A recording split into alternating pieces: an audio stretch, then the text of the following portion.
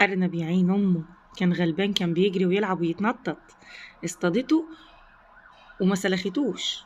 هي حطته وولعت فيه. هما كده بيريشوا الحاجة عندهم. اه والله العظيم كده شوية قش واحنا عندنا بنسلخه يا حبيبتي، لكن هم ما قدروش يسيبوا الجلد اللي من بره، ما ينفع. سلخته واستخدمت كل المكونات الطبيعية. طبعا انتوا عارفين المكونات الطبيعية اللي بيستخدموها، والله بيستخدموا اكل ربنا ونعمة ربنا الاستخدام الغلط. بس ده ارنب، احنا بناكل ارانب الحمد لله.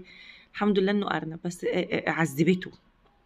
يعني عذبته، تصدق سلخت قبل ما اذبح.